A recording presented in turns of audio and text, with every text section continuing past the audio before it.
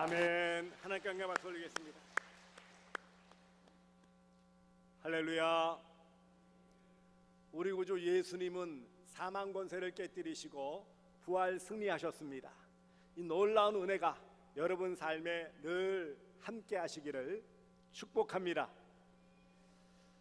첫 부활을 맞은 제자들은 어떨까요? 여러분들은 예수님의 부활이 기쁨이요 감격입니까?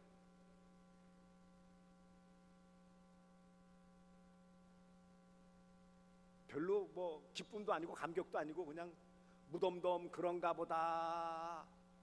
왜 그런지 아십니까? 오래 예수 믿으면 그래요. 그런데 첫 번째 예수님의 부활을 맞이했던 제자들의 반응은 어땠을까요? 오늘 본문 모습 보면 안식 후 첫날, 곧 오늘날로 말하면 주일이죠. 안식일을 지난 첫 주일 첫날이기 때문에 주일입니다. 저녁 때에 그랬어요. 이미 예루살렘을 떠나 갈릴리로 간 제자들, 유대인들이 두려워서 모인 곳의 문을 닫았더니 예수님의 부활 소식은 이미 들었고 예수님께서 갈릴리 만나는 곳 약속 장소로 가라 해서 왔지만 제자들은 여전히 어떤 마음이 있었다고요? 무서운 마음, 두려운 마음이 있었다라는 거예요.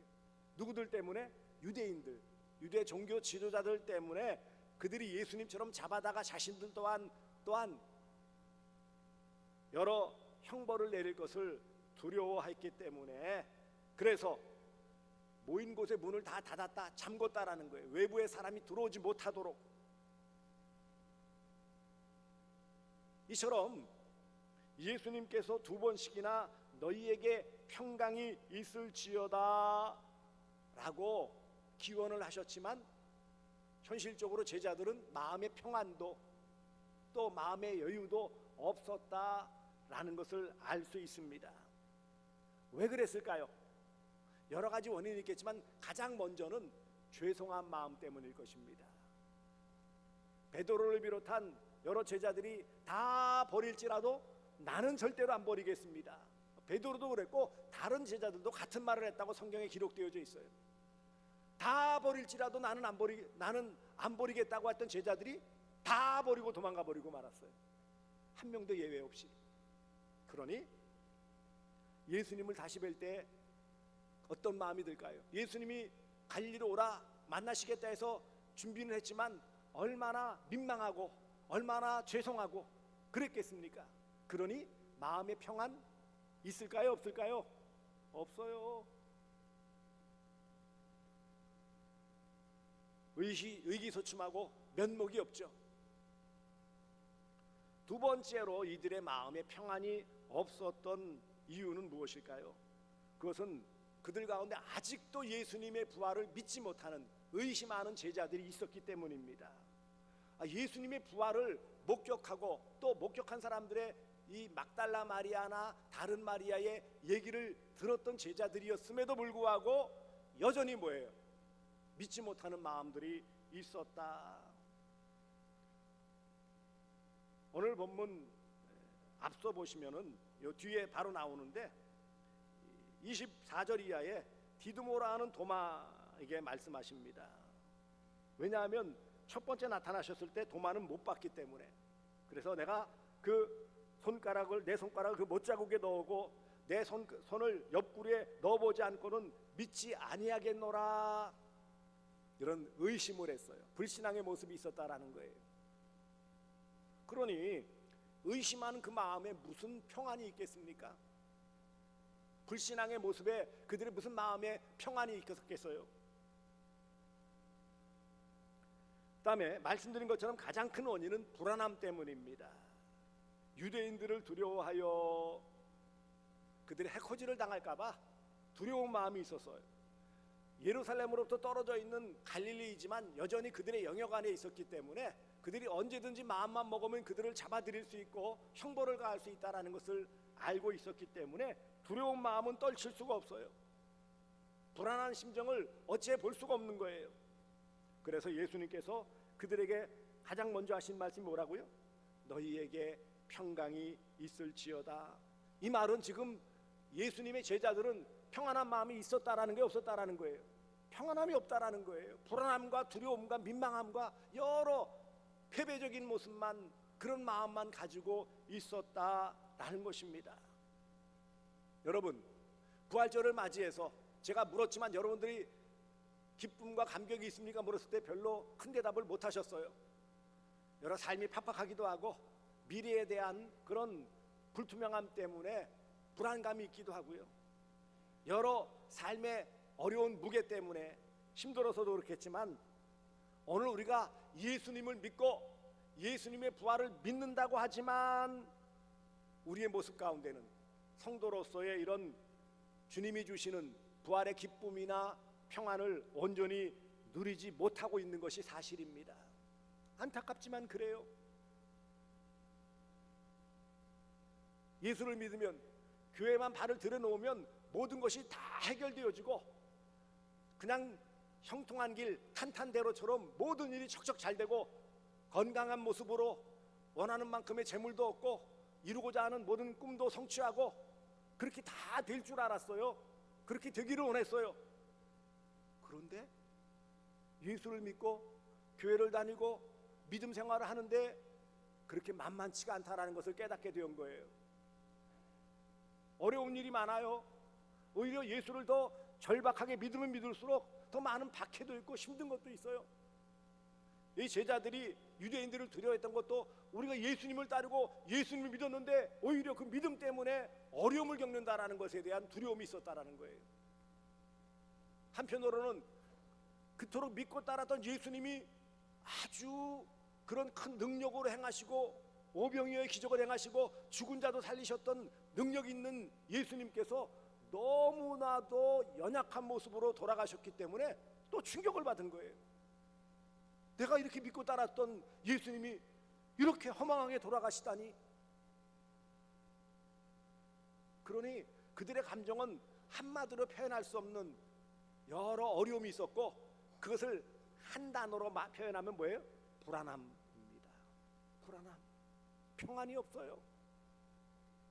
두려운 마음, 죄송한 마음, 의심, 흔들림, 삶에서 느끼는 각각 여러 가지들의 패배적인 모습들이 제자들의 모습이요, 어찌 보면 오늘날 우리의 모습이기도 해요. 하지만 기억하십시오. 예수 그리스도께서 십자가 위에서 자신의 몸을 찢고 물과 피를 쏟으시고 십자가에서 그 모든 고난 당하시고 죽으신 후 부활하신 다음에 사랑하는 제자들에게 나타나셔서 그들에게 주신 것은 무엇입니까? 평안이에요. 두 번씩이나 너희에게 평안이 있을지어다 명령형으로 되어 있어요. 물론 이 말씀은 당시에 일반적으로 관용적으로 쓰는 인사예요. 사실은 우리가 평소에 만나면 뭐예요? 안녕하세요, 그런 인사하잖아요. 유대인들의 인사는 똑같아요. 샬롬, 에이레네, 이런 표현인 거예요. 하지만 여기서 말씀하는 평안은 일반적인 인사와는 다른 예수님만이 주시는 깊은 의미가 담겨져 있었다라는 것입니다. 이 평안이 무엇일까요? 단지 마음의 기쁨, 마음의 어떤 성취일까요? 여기서 주시는 평안이라는 것은 세상에서 얻는 어떤 성취, 그것으로 말미암는 마음의 만족함이 아니라 예수 그리스도께서, 하나님이신 예수 그리스도께서만 주실 수 있는 참 평안과 또 궁극적인 구원으로 말미암는 안식, 이게 바로 평안이에요. 누구만 주실 수 있다고요? 예수님만 주실 수 있는 거예요. 세상이 줄 수 없는 거예요. 세상의 어떤 노력과 수고로도 얻을 수 없는 참 평안을 예수님께서 너희에게 있을지어다 명령형으로 말씀하고 있어요. 당연히 있어야 돼요, 없어야 돼요? 있어야 되는 거예요. 한 번뿐만 아니라 두 번씩이나 말씀하셨어요. 19절뿐만 아니라 21절에도 또 이르시되 너희에게 평강이 있을지어다. 할렐루야. 사랑의 하나님 예수 그리스도께서는 당신의 몸을 찢고 피를 흘려 희생함을 통하여 구원하신 그 하나님의 백성, 자신을 따르는 모든 믿는 자에게 참 평안 주시기를 기뻐하시는 거예요. 무엇을 아끼겠어요? 자신의 모든 것을 다 부어 희생하여 이루신 구원받을 성도들에게 예수 그리스도께서 무엇을 아끼시겠느냐고요. 그 모든 좋은 것을 다 집합하면 그것이 바로 평안입니다.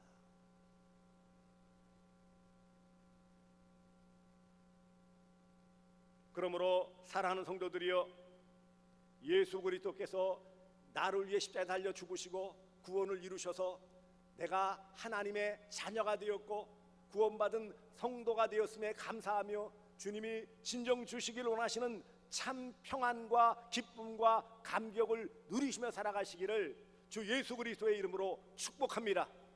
평안은 성도가 누리는 진정한 복이에요. 마땅히 누려야 돼요.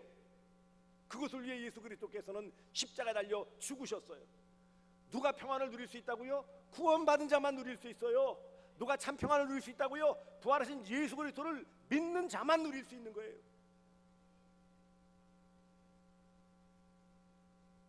이와 같이 주님의 평안을 맛본 제자들은 그 다음에 무엇을 해야 될까요? 여기 예수님께서 이 사명을 회복시켜 주시고 사명을 위해 파송해 주심을 볼 수 있습니다. 오늘 본문을 다시 보시면은 21절, 너희에게 평강이 있을지어다 아버지께서 나를 보내신 것 같이 나도 너희를 보내노라. 물론 이전에 예수님의 공생애 때 전도대로 12명이 둘씩 파송되기도 하고 70명으로 파송되기도 하고 곧 보내심을 받아서 가서 또 여러 가지 귀신을 쫓아내고 병든 것을 고치는 일들을 경험했어요.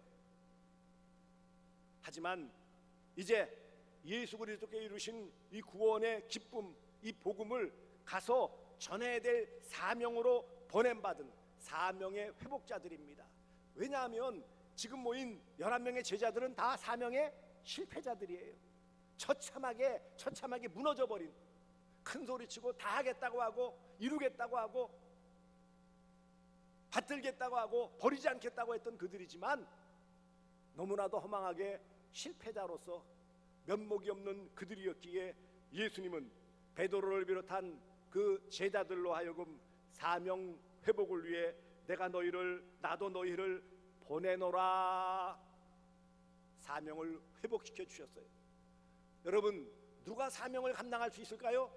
예수님이 주신, 부활의 주님이 주신 그 참 평안을 마음에 간직한 자만 그 예수를 가서 증거할 수 있는 사명자가 됨을 잊지 마시기를 바랍니다. 여전히 의심하고 두려운 마음 있고 죄송한 마음 품고서 가서 사명 감당할 수 있을까요? 없어요. 진정한 사명자는 주님 주시는 참 평안으로 무장한 자들이에요. 이 평안이 없으면 참 사명을 감당할 수 없습니다. 더 나아가 주님은 세 번째 여기 말씀하신 것이 성령을 받으라 그랬어요. 이게 또 한편으로 아주 핵심되는 말씀입니다. 참 평안 사명 감당을 위해서는 우리의 힘이나 우리의 노력, 우리의 결심으로 안 된다라는 거예요. 여러분, 제자들이 결심해봤잖아요. 결단도 해봤잖아요. 큰 소리도 쳐봤잖아요. 어떻게 되었죠? 실패했어요. 그러니 이제는 어떻게 한다고요? 성령을 받으라, 성령의 능력을 받으라, 권능을 받으라. 사도행전 1장 8절에 오직 성령이 너희에게 임하시면 너희가 권능, 권세와 능력을 받고 예루살렘과 온 유대와 사마리아 땅끝까지 이르러 내 증인이 되리라, 사명자가 되리라. 참 평안을 맛본 보내심을 받은 제자 성도는 마땅히 보혜사 성령님, 예수님 대신하여 오순절 성령으로 오신 하나님과 예수 그리스도의 영이신 성령으로 충만할 때 능력을 받고, 성령으로 충만할 때 담대할 수 있고, 성령으로 충만할 때 성령의 열매인 그런 화평, 평안을 맛볼 수 있고, 또한 충성, 온전히 지사 충성할 수 있는 그런 복된 자가 된다는 사실을 깨우쳐 주시는 것입니다. 우리의 힘 노력으로 안 된다라는 거예요. 성령 받으라, 성령 충만하라는 것입니다.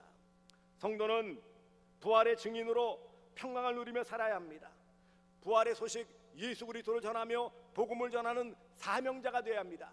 이런 평안을 계속 유지하고 사명자로서의 사명을 감당하기 위해서는 무엇보다 약속하신 보혜사 성령으로 충만함을 받을 때, 그 성령의 부르심을 받고 능력 있는 그리스도인의 삶을 살아갈 때 비로소 평안, 사명자의 삶, 그 다음에 성령 충만한 삶으로 아버지 하나님의 뜻을 온전히 이룰 수 있습니다.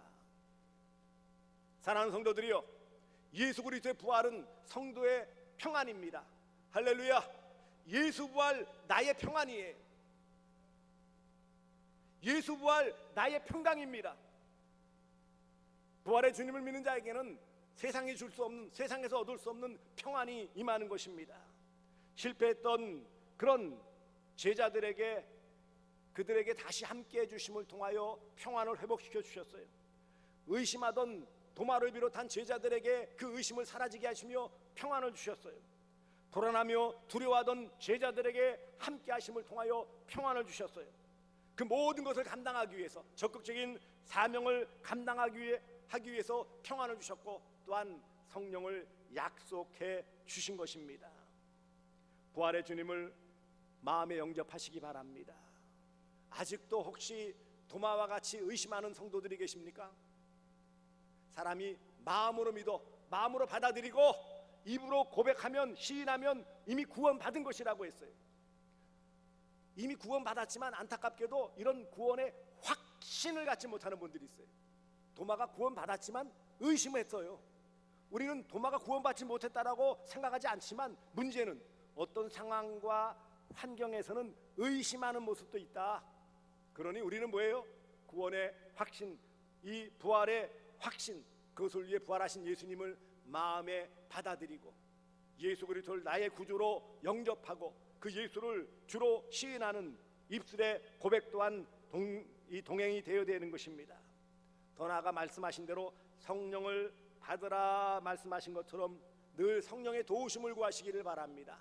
내 안에서 나의 인격을 온전히 주관하심을 통하여 하나님 기뻐하시는 삶의 원리, 이웃과 함께 할 수 있는 복된 성도의 삶을 살아갈 수 있도록 성령 하나님 나를 온전히 지배하시고 내 삶의 인격을 온전히 주장하심을 통하여 위로 하나님께 영광을 돌리며 또 이웃을 사랑하는 그런 복된 성도의 삶을 살게 하여 주시옵소서.